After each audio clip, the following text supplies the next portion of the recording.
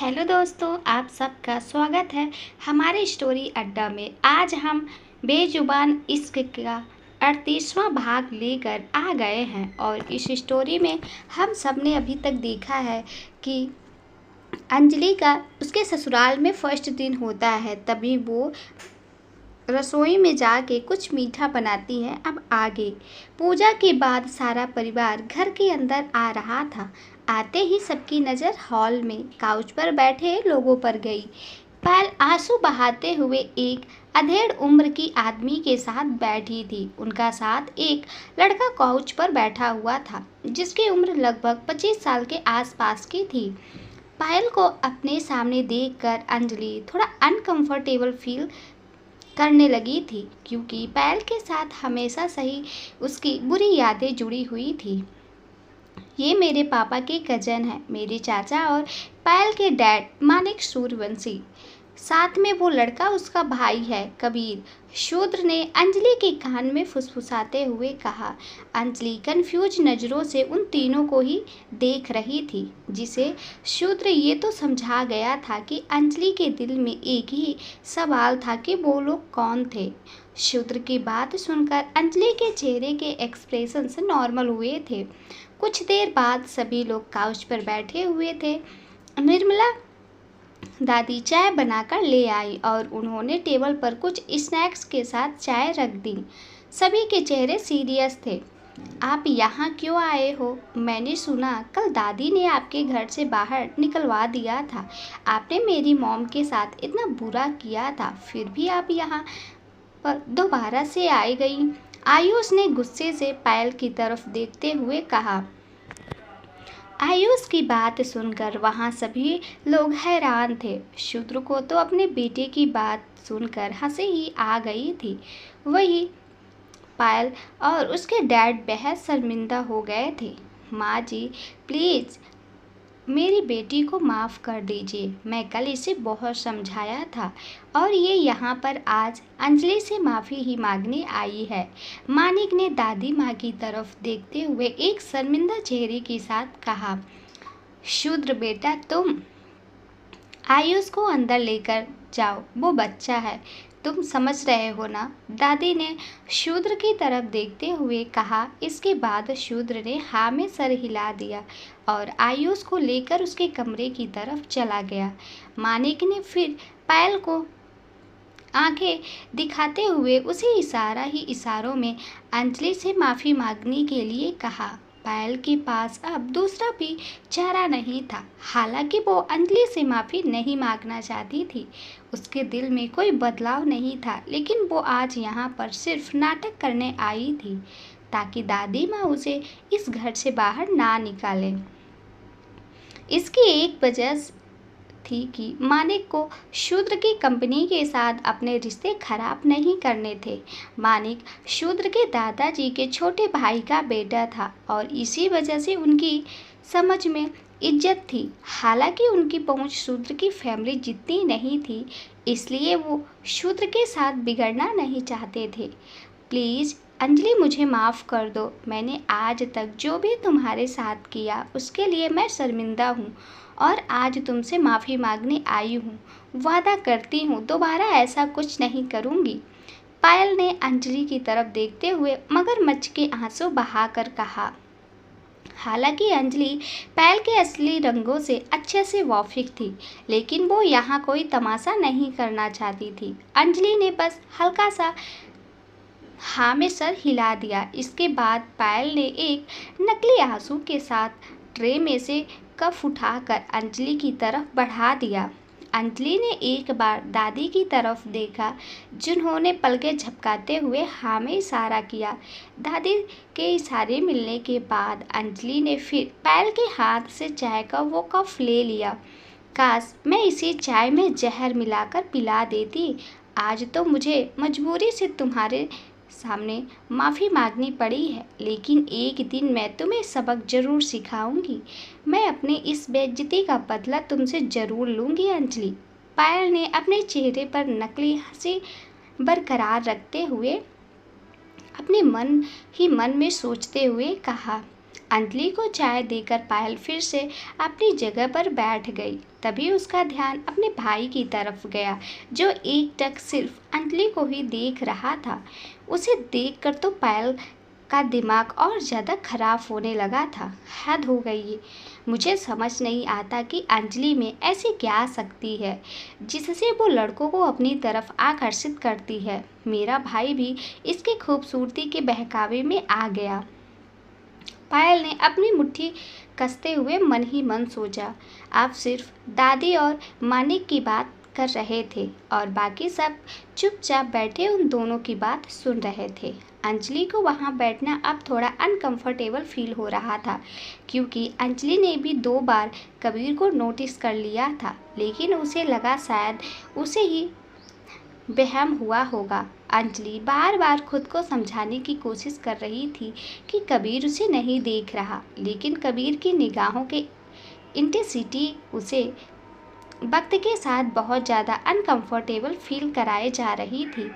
जब अंजलि से और बर्दाश्त नहीं हुआ तो वो एकदम से काउच से उठ गई और उसके अपने हाथ में टेबल पर रखी खाली कफों की ट्रे उठा ली। मैं आपके लिए नाश्ता तैयार कर देती हूँ। अंजलि इतना कहकर ट्रे उठाकर सीधा किचन की तरफ बढ़ गई। अंजलि ने किचन में आकर ट्रे स्लैब पर रख दी और उसने अपने दोनों हाथ स्लैब पर रख दिए, आंखें बंद करके खड़ी हो गई। अंजलि को काफ़ी घबराहट महसूस हो रही थी और साथ ही कबीर पर बहुत ज़्यादा गुस्सा भी आ रहा था। ये परिवार इतना अच्छा है और इसी परिवार के दूसरे भाई के बच्चे कितने बिगड़े हुए हैं। एक तरफ पायल है जिसने मेरा जीना हराम करके रखा हुआ था। भूकंप पड़ गई थी जब उसका भाई भी ऐसी हरकतों करने लगा था। मैं उसकी भाभी हूँ और भाभी माँ की तरह होती हैं, लेकिन वो लड़का कैसे अपनी भाभी को इस तरह घटिया तरीकों से देख सकता है। अंजलि ने गुस्से से सोचते हुए मन ही कहा, अब तो तुम्हें अच्छा महसूस हो रहा होगा ना अंजलि, सबके सामने मैं तुमसे माफ़ी जो मांगी। पायल ने अंजलि के पीछे खड़े होते हुए कहा, जिसके हाथ से स्नैक्स की ट्रे थी। पायल अंजलि के पीछे पीछे किचन तक आ गई थी। अंजलि ने जो पायल की आवाज़ सुनी तो आंखें खोलकर उसकी तरफ देखा। क्या कहना चाहती हो तुम पायल? देखो, इस वक्त मैं थोड़ा परेशान हूँ, मुझे तुमसे कोई बात नहीं करनी, तो प्लीज़ जाओ यहाँ से। अंजलि ने थोड़ी परेशानी भरी आवाज़ में कहा। किस बात से परेशान हो तुम अंजलि? कल तुम इस घर की बहू बन चुकी हो, तुम्हें तो बहुत ज़्यादा खुश होना चाहिए ना। वैसे मानना पड़ेगा तुम्हारा प्लान आखिरकार कामयाब हो ही गया। तुमने आखिरकार मेरे भाई से शादी कर ही ली और इस घर की चौखट तक पहुंच ही गई।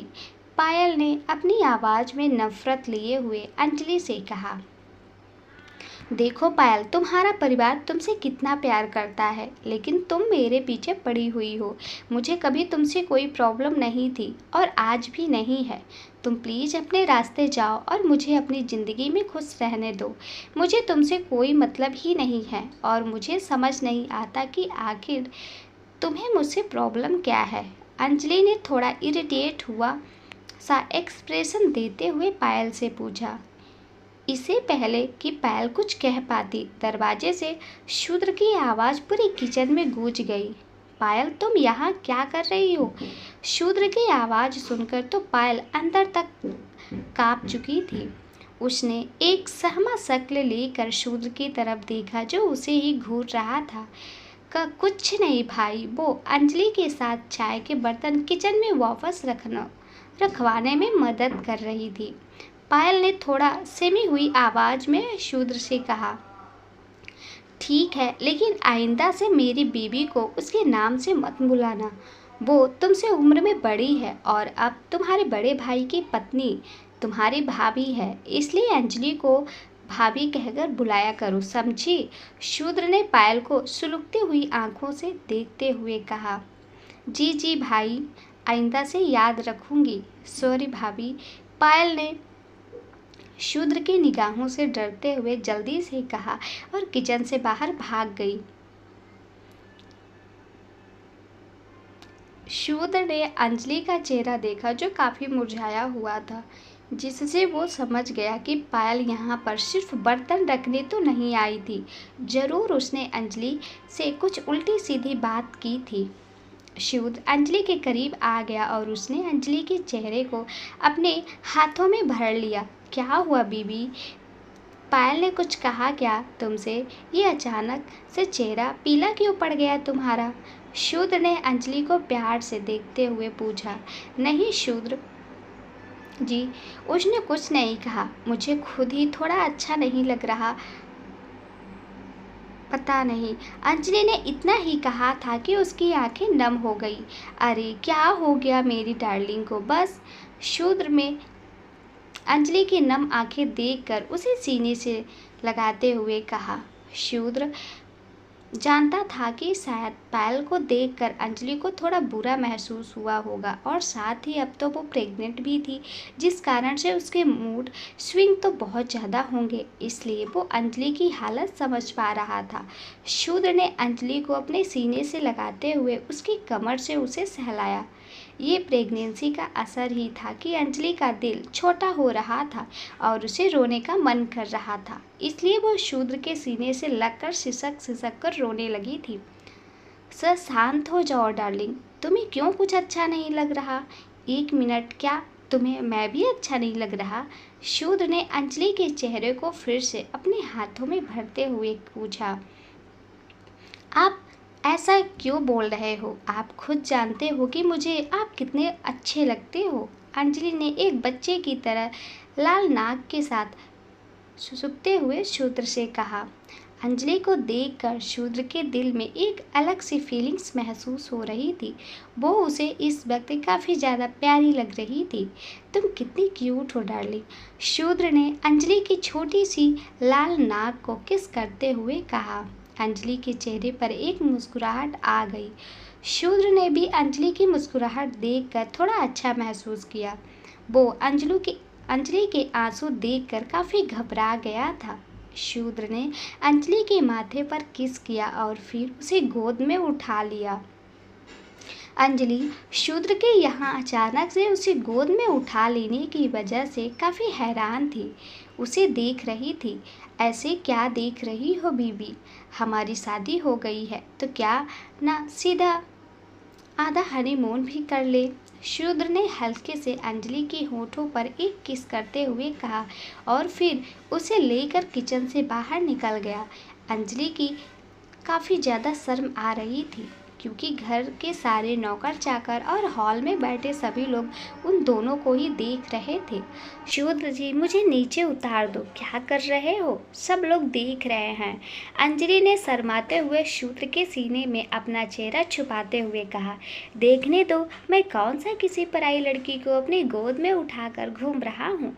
तुम मेरी बीबी हो, शूद्र ने अंजलि से कहा और बाकी सबको इग्नोर करता हुआ अंजलि को अपनी गोद में उठा सीढ़ियों से ऊपर रूम की तरफ चला गया। दादी माँ और तुलसी जी एक मुस्कुराहट के साथ देख रहे थे, लेकिन वही पायल तो अंदर ही अंदर जलकर खाक हो चुकी थी और वही कबीर भी मन ही मन बहुत जल रहा था। मानिक के चेहरे पर तो कोई एक्सप्रेशन ही नहीं थी। वहीं दूसरी तरफ राघव सयाना को अपने साथ लिए उसके कहे एड्रेस पर लेकर जा रहा था। दोनों को ही एक दूसरों की कंपनी काफ़ी ज़्यादा अच्छी लग रही थी। राघव ने अर्जुन और शाम को ऑटो लेकर घर जाने के लिए कहा था, जिन पर उन दोनों का शब्द तो बिल्कुल पक्का हो चुका था। राघव और सयाना के बीच तो इलू इलू चल रहा था। पूरे रास्ते दोनों में कुछ खास बातें नहीं हुई, बस वो दोनों चुपचाप एक दूसरे के एहसास को महसूस कर रहे थे। राघव ने गाड़ी में गाने भी नहीं लगाए थे ताकि सयाना के दिमाग से उसके याद किया हुआ कुछ भी स्किप ना हो जाए। कुछ ही देर बाद वो दोनों एग्जामिनेशन सेंटर के सामने पहुंच चुके थे। कार से बाहर निकालने के बाद सयाना ने एक नज़र राघव की तरफ देखा। थैंक यू, सयाना ने एक स्माइल के साथ राघव से कहा। राघव ने बस एक मुस्कुराहट के साथ हाँ में सर हिला दिया और कुछ कहा नहीं। 1 मिनट रुकने के बाद सयाना मुड़कर एग्जामिनेशन हॉल की तरफ बढ़ने लगी। उसका बहुत दिल कर रहा था कि काश राघव उसे बेस्ट ऑफ लक कह देता। वो ऑलरेडी काफ़ी ज़्यादा नर्वस थी और इस समय उसे किसी की मोटिवेशन की ज़रूरत थी। वो जानती थी कि अगर राघव उसे बेस्ट ऑफ लक कहेगा तो उसकी हिम्मत ज़रूर बढ़ जाती। सयाना जी, राघव ने अगले ही पल सयाना को आवाज़ लगाया। सयाना ने जब पीछे मुड़कर देखा तब तक राघव उसके काफ़ी नज़दीक आ चुका था। सयाना ने राघव की तरफ घबराए हुए चेहरे के साथ देखा। बेस्ट ऑफ लक, मैं जानता हूँ आप बहुत मेहनत की हैं सयाना जी। आपकी आंखों से ही पता चलता है आप रात भर इस एग्ज़ाम के लिए सोई नहीं थी। आप कर सकते हो, खुद पर भरोसा रखो। राघव ने सयाना की आंखों में आंखें डाले, बस प्यार से उसे समझाते हुए कहा। सयाना एक स्माइल के साथ हाँ में सर हिला दी। राघव की बात ने काफ़ी हद तक उसे अंदर हिम्मत पैदा कर दी थी। चलो अब एक गहरी सांस लो और बोलो आई कैन डू इट। राघव ने सयाना को मोटिवेट करने के लिए उसके कंधों पर हाथ रखते हुए कहा। जैसे राघव ने कहा था, सयाना ने एक गहरी सांस भरी और हिम्मत के साथ कहा, I can do it, I can do it, I can do it. Sayana जितनी बार बोल रही थी उतनी बार उसकी कॉन्फिडेंस लेवल बढ़ता जा रहा था और तीसरी बार जब उसने राघव की कहा बात दोहराई, उसी वक्त उसकी कॉन्फिडेंस काफ़ी बढ़ चुका था। उसने एक मुस्कुराहट के साथ राघव को देखा और कहा, थैंक यू राघव जी, आपकी वजह से मेरे अंदर फिर से एक कॉन्फिडेंस आ गया। अब मैं चलती हूँ। हाँ, अब आपको जाना चाहिए, आपका टाइम होने वाला होगा ना। जाइए, अच्छे से अपना एग्ज़ाम देकर आइए। राघव ने एक मुस्कुराहट के साथ कहा। सयाना थोड़े कंफ्यूज चेहरे के साथ राघव को देख रही थी। वही राघव भी ये सोचकर कंफ्यूज था, आखिर सयाना जा क्यों नहीं रही। क्या बात है सयाना जी, आप जा क्यों नहीं रही? कोई मदद चाहिए आपको? कुछ पूछना है? अभी भी घबराहट हो रही है? राघव ने सयाना से बड़ी प्यार से पूछते हुए बोला। राघव जी, आप छोड़ेंगे तो मैं जाऊंगी ना, सयाना ने थोड़ा शर्माते हुए कहा। राघव ने फिर अपने हाथों की तरफ देखा जो अभी तक सयाना को उसके कंधों से पकड़े खड़ा था। उसने अगले ही पल हड़बड़ाहट के साथ सयाना को छोड़ दिया। सयाना ने एक बड़ी सी मुस्कुराहट के साथ राघव को देखते हुए कहा, अब मैं चलती हूँ। और रही बात घबराहट की, तो जिस तरह आप मोटिवेट करें वो तो कुछ ना आते हुए भी फुल कॉन्फिडेंस में पेपर लीक कर आ सकता है। Thank you Raghav ji, bye. Sayana को मुस्कुराते देख राघव के चेहरे पर भी एक मुस्कुराहट आ गई। सयाना राघव से बात करते करते ही उल्टे कदमों के साथ उससे कुछ दूर चली गई थी। राघव ने बस हाथ हिलाकर उसे बाय में इशारा किया। इसके बाद सयाना मुड़कर गेट के अंदर भाग गई। सयाना के जाते ही राघव ने अपनी गर्दन पर हाथ रखते हुए कहा, जब भी ये पास आती है मैं अपनी सुध बुद्ध खो देता हूँ। वही दूसरी तरफ जिया के फ्लैट में जिया मोहित को निहार रही थी, जो उठने का नाम ही नहीं ले रहा था। ऐसा लग रहा था मानो वो पूरी रात जगा हुआ था। ये तो उठ ही नहीं रहा, लेकिन मुझे तो उठना पड़ेगा ना, आज यूनिवर्सिटी में मेरा इम्पोर्टेंट प्रोजेक्ट सबमिट करना है, जिया ने मन ही मन सोचते हुए कहा और फिर मोहित के कंधों पर हाथ रखकर उसे खुद से उठाने की कोशिश की। जिया चाहे जितनी भी कोशिश कर रही थी, उसे मोहित हिल भी नहीं रहा था। जिया के छूने से मोहित को बस गुदगुदी महसूस हो रही थी, जिस वजह से उसकी नींद खुल गई। मोहित ने जब आंखें खोलकर देखा तो सबसे पहले जिया का चेहरा उसकी आंखों के सामने आया। मोहित के चेहरे पर जिया को देखते ही एक मुस्कुराहट आ गई थी। वो थोड़ा सा ऊपर उठा और उसने बिना वार्निंग दिए जिया को किस करना शुरू कर दिया। जिया तो मोहित के ऐसे करने से काफ़ी हैरान थी। उसने मोहित के सीने पर हाथ रखकर उसे रोकने की कोशिश की, लेकिन मोहित तो रुकने का नाम ही नहीं ले रहा था। उसकी किस 2 टाइम के बाद इंसर्ट होती जा रही थी। जिया ने फिर हार मान ली और वो भी उसका साथ देने लगी। लगभग 10 मिनट बाद एक फैसनेट और इंसेक्ट किस के बाद मोहित ने जिया के होंठ को रिहा किया था। गुड मॉर्निंग जान, मोहित ने जिया के माथे पर किस करते हुए बोला।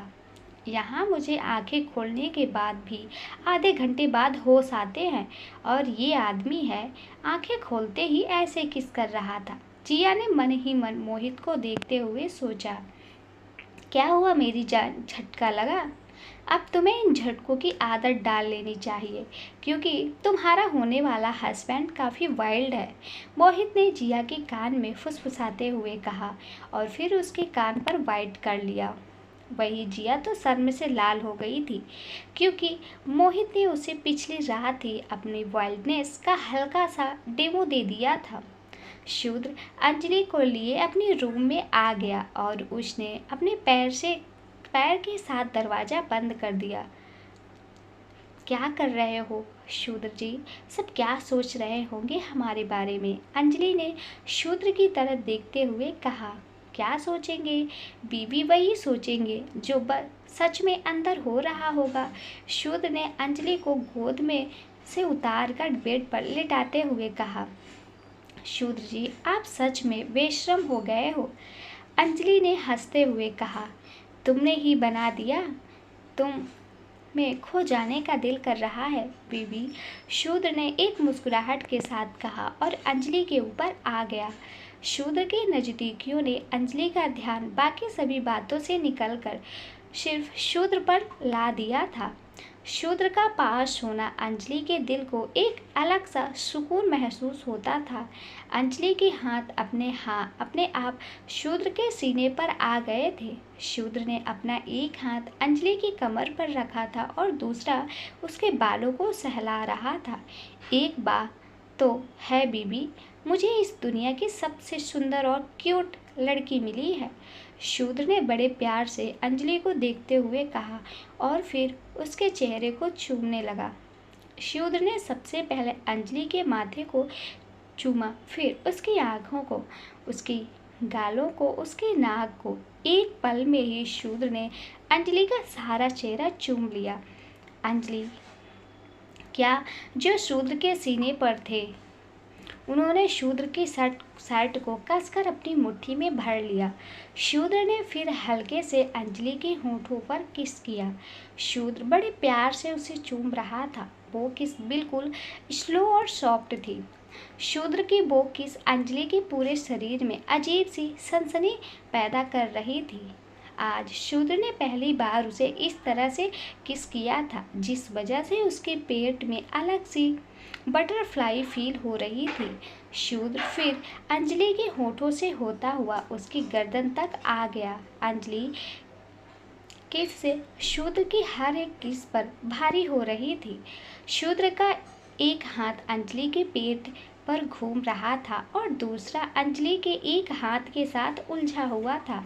दोनों ही एक दूसरे में पिघलते जा रहे थे। हाँ, शूद्र ने फिर अपना हाथ अंजलि के पेट से स्लाइड करते हुए उसे पल्लू तक ले गया और उसके साड़ी का पल्लू हटा दिया। शूद्र फिर बड़ी सॉफ्टली अपने होंठ अंजलि के सीने पर चलाने लगा। लगभग 15 मिनट बाद शूद्र को एहसास हुआ कि अंजलि सो चुकी थी। शूद्र के छूने से अंजलि काफ़ी हद तक सारी परेशानियां भूलकर उसी में खो गई थी और कुछ ही देर में उसे नींद भी आ गई। शूद्र ने जब गर्दन उठाकर अंजलि को सोता हुआ देखा तो उसके चेहरे पर एक मुस्कुराहट आ गई। उसने फिर से अंजलि के पल्लू से उसे ढक दिया और फिर एक चादर भी उड़ा दी। आराम कर लो डार्लिंग, तुम्हारे पति के होते हुए तुम कभी परेशान नहीं रहोगी। तुम्हारी हर परेशानी मैं खुद में संभाल लूँगा, शूद्र ने अंजलि के माथे पर किस करते हुए कहा। शूद्र अंजलि को सुलाकर कमरे से बाहर आ गया। जैसे ही कमरे से बाहर निकला, सामने दादी खड़ी थी जो उसे ही छोटी निगाहें करके घूर रही थी। दादी, क्या हुआ? आप मुझे ऐसे क्यों देख रही हो? शूद्र ने दादी की तरफ देखते हुए पूछा। देख रही हूँ कि तू कितना बेशर्म हो गया है, तुझे पता नहीं है क्या वो लड़की प्रेग्नेंट है? सुबह तो उसे छोड़ नहीं रहा, पता नहीं रात को बिल्कुल अपने बाप पर ही है। वो वैसे भी मेरे बहू को परेशान करता रहता था। दादी ने शूद्र की तरफ देखते हुए मुंह बनाकर बोला। दादी की बात सुनकर शूद्र के डैड, जो अभी स्टडी रूम से बाहर निकलकर उसे रास्ते से गुजर रहे थे, उनकी तो हवाइयाँ ही उड़ गई।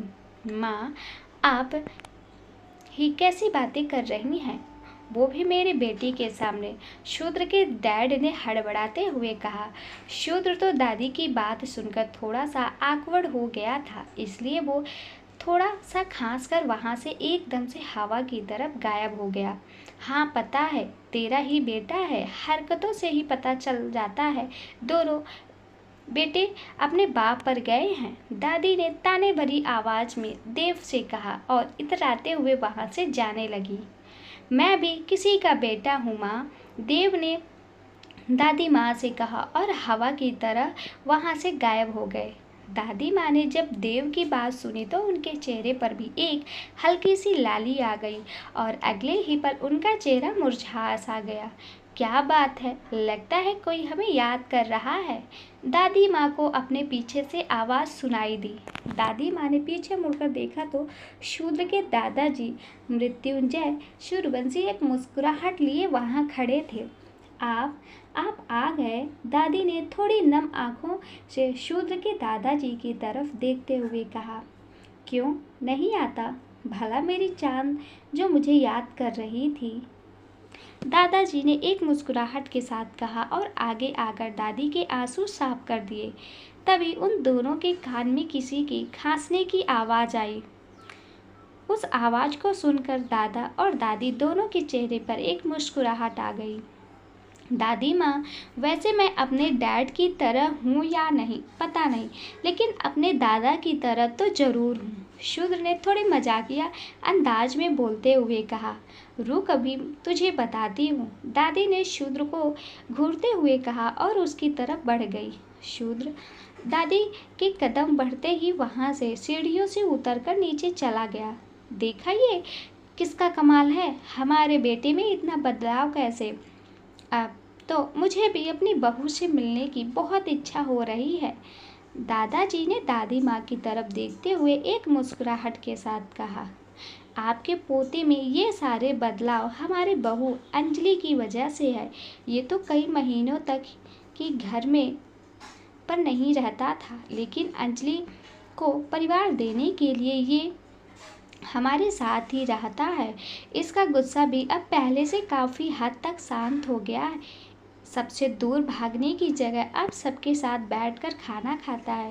दादी ने शूद्र के दादाजी की तरफ देखकर एक मुस्कुराहट के साथ कहा। लगता है शूद्र को भी मेरे जैसी बीवी मिली है, दादाजी ने दादी की तरफ देखते हुए बोला। हटिए जी, आप भी ना, दादी माँ ने अपने सर पर हाथ रखते हुए कहा और वहाँ से थोड़ी शर्मीली हंसी लिए चली गई। वहीं दूसरी तरफ लगभग 3 घंटे से राघव सयाना के एग्जामिनेशन सेंटर से बाहर ही उसका वेट कर रहा था। उसने अपना फ़ोन जानबूझकर स्विच ऑफ कर रखा था ताकि शूद्र भी उसे कॉल कर कि ना बुला सके। वो जानता था कि सयाना एग्जाम के बाद सूर्यवंशी मेंशन ही आने वाली थी, तो वो उसे अपने साथ ही लेकर जाना चाहता था। और दूसरी वजह ये थी कि वो सयाना को अकेले नहीं छोड़ना चाहता था। वो नहीं चाहता था कि अगर सयाना का एग्ज़ाम ज़रा भी खराब हो गया हो तो वो अकेले सब सीने में रखे परेशान हो जाए। इसलिए वो उसे ठीक देखने और अपने दिल की तसल्ली के लिए 3 घंटे से यही खड़ा रहा। आई विश सयाना जी का एग्ज़ाम अच्छा गया हो, 3 घंटे होने वाले हैं, राघव ने अपनी घड़ी देखते हुए कहा। इन 3 घंटा में राघव एक बार भी बैठा नहीं था, ये सोच कर कि सयाना का एग्ज़ाम कैसा जा रहा होगा। वो भी टेंशन से यहाँ वहाँ चक्कर लगा रहा था। शायद इतनी टेंशन तो सयाना को भी खुद के एग्ज़ाम के लिए नहीं हो रही होगी जितना राघव को उसके लिए हो रही थी। राघव का दिल बेचैन हो रहा था। तभी सामने से उसे सयाना आती हुई दिखाई दी। सयाना अपने ही ख्यालों में अपने दोस्त के साथ आ रही थी। उसे जरा सा भी अंदाजा नहीं था कि राघव उसके लिए बाहर इंतजार कर रहा होगा। सयाना ने सोचा था कि राघव उसे ड्रॉप करके वहाँ से चला गया होगा। सयाना के चेहरे की मुस्कुराहट बता रही थी कि उसके एग्जाम अच्छा गया था। वो बहुत ज़्यादा खुश नजर आ रही थी। तभी सयाना की नज़र सामने खड़े राघव पर गई। न जाने सयाना को क्या हुआ, वो एक पल के लिए सब भूल गई और भागते हुए राघव की तरफ चली गई। राघव के चेहरे पर भी एक बड़ी सी मुस्कुराहट आ गई। वो खुद नहीं जानता था उसने कैसे अपनी बाहें सयाना को अपनी तरफ आते हुए देख फैला ली और अगले ही पल सयाना राघव से लिपटी हुई थी। उन दोनों को देखकर तो ऐसे लग रहा था मानो सयाना और राघव काफी लंबे समय से प्यार में हो। दोनों ही अपना सब कुछ भूलकर एक दूसरे को गले लगाए खड़े थे। जितनी खुश आज सयाना से, शायद उससे भी कहीं गुना ज्यादा खुश इस वक्त राघव था। राघव तो कुछ बोल ही नहीं रहा था। उसे तो बस सयाना को अपनी बाहों में थामे रखना एक सपने के जैसे लग रहा था। इसलिए वो ना तो अपनी आंखें खोलने को तैयार था और ना ही कुछ बोलने को। वो बस सयाना को महसूस करने में व्यस्त था। बिल्कुल ऐसे ही हालत सयाना का भी था। उसे भी राघव के इतने करीब होना एक सपने जैसा लग रहा था। वो भी आंखें बंद करके बस राघव को दिल की धड़कनों को महसूस कर रही थी। दोनों ही एक दूसरे में पहले बोलने का इंतजार कर रहे थे और चुपचाप वैसे ही एक दूसरे को बिना कुछ कहे महसूस कर रहे थे। इसी इंतजार में लगभग 20 मिनट बीत गए, लेकिन उन दोनों में से ना तो कोई बोला और ना ही कोई हिला। उन्हें देखकर तो ऐसे लग रहा था कि शायद वो एक दूसरे के लिए अलग ही नहीं होना चाहते। पूरी जगह खाली हो चुकी थी, लेकिन वो दोनों अपनी ही जगह पर जमे हुए खड़े थे। तभी अगले पल उन्हें खुद पर बारिश की बूंदें पड़ती हुई महसूस हुई। फिर कहीं जाकर दोनों एक दूसरे से अलग हुए थे। राघव ने जल्दी से सयाना का हाथ पकड़कर उसे गाड़ी में बिठा दिया और खुद भी जाकर गाड़ी में बैठ गया। दोनों के ही दिल की धड़कनें काफ़ी तेज थी। अब कहीं जाकर वो दोनों होश में आए थे। ऐसा लग रहा था जैसे महादेव ने अपने कमंडल में से जल निकालकर उन दोनों पर फेंका हो कि होश में आओ, कब तक ऐसे चुप से रहोगे।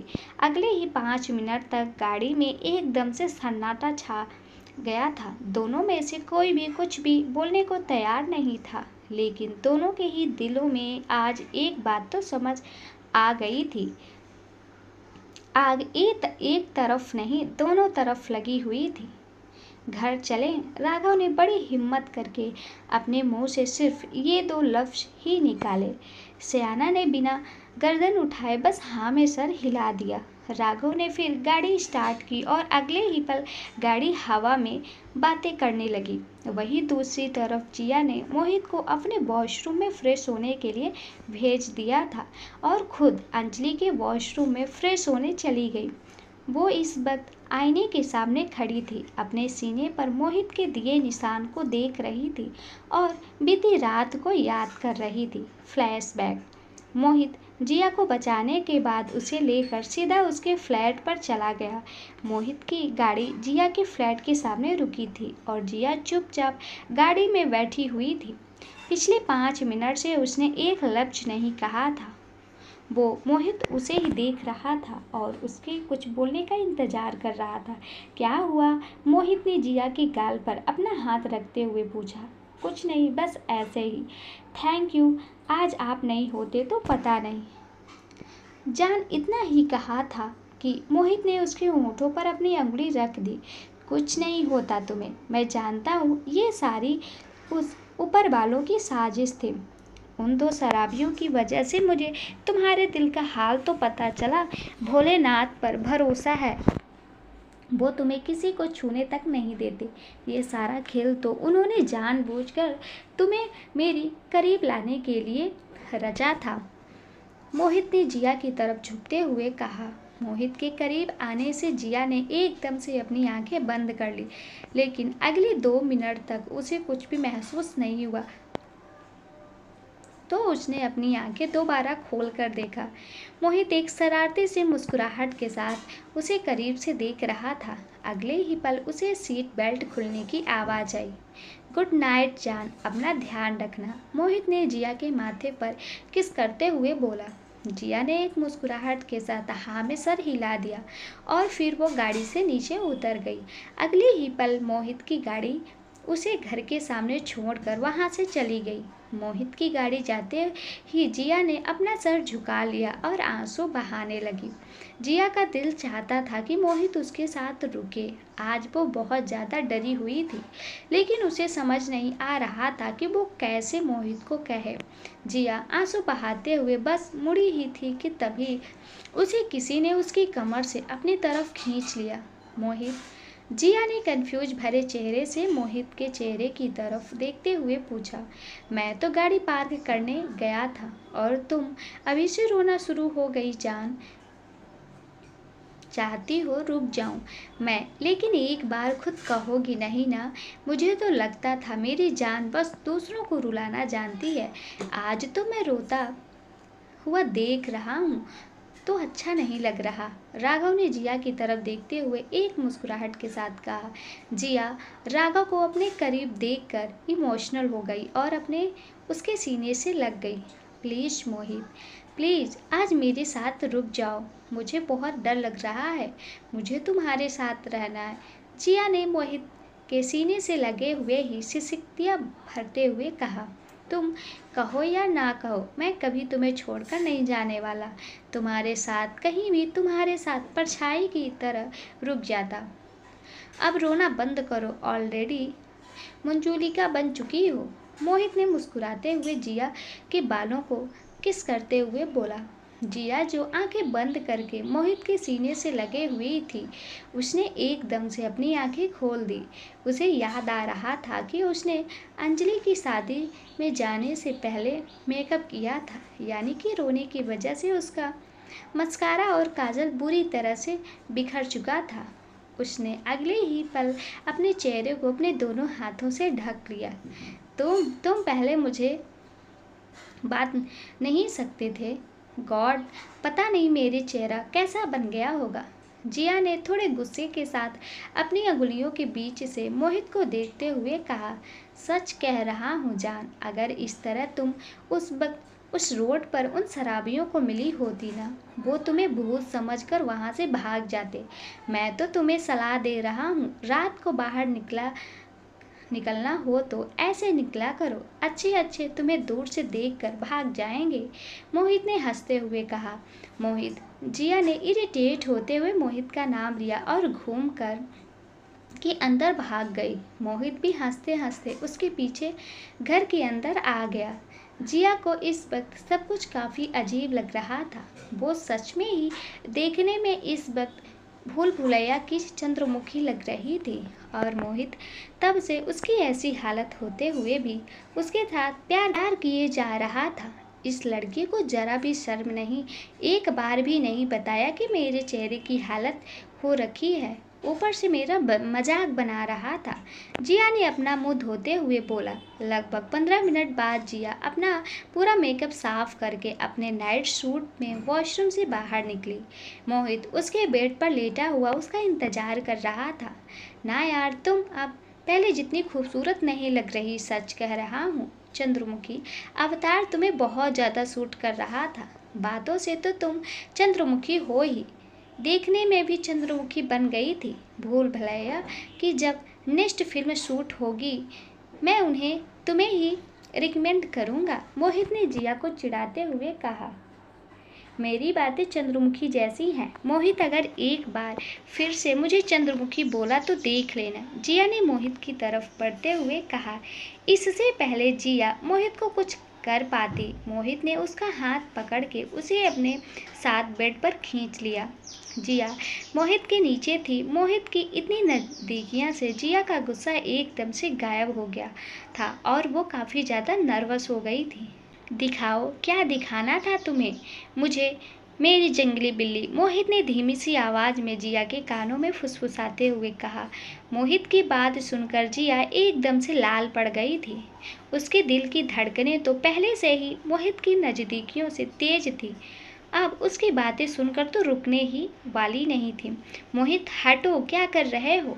जिया मोहित को खुद पर से हटाने की कोशिश करते हुए कही। लेकिन मोहित तो जिया को 1 इंच तक ना हिला। मोहित जिया को करीब से देख रहा था और फिर उसकी निगाहें जिया के होंठ पर आ गई। अगले ही पल मोहित के होंठ जिया के होंठ पर चलने लगे। पहले तो मोहित के किस करने पर जिया ने अपनी आंखें बड़ी कर ली और उसे खुद पर हटाने की कोशिश की, लेकिन जैसे जैसे मोहित की किस डीप होती जा रही थी, जिया उसी में मदहोश होती जा रही थी। थोड़ी देर में दोनों एक दूसरे को मदहोश से चूम रहे थे। जिया को तो पता भी नहीं चला कब मोहित ने उसके नाइट सूट के सारे बटन खोल दिए थे और उसका हाथ जब जिया के ऊपर बॉडी पर चलने लगा था। जिया के होठों को रिहा करते ही मोहित उसकी गर्दन पर आ गया और फिर उसके सीने पर। मोहित जिया को किस करते करते उसके बाइट भी कर रहा था, जिस वजह से उसके सीने पर मोहित के काटने के निशान भी पड़ रहे थे। मोहित ने इसी तरह जिया को 1 घंटा और परेशान किया और फिर उसे अपनी बाहों में भरकर सो गया। Flashback and. पिछली रात को याद करते करते जिया के बदन में एक अजीब सी सिरहन दौड़ रही थी। जिया जल्दी से आईने की तरफ पीठ करके खड़ी हो गई और तेज सांसें भरने लगी। तो दोस्तों, अगर ये कहानी अच्छी लगी हो तो वीडियो को लाइक और चैनल को सब्सक्राइब जरूर करें। थैंक्स दोस्तों।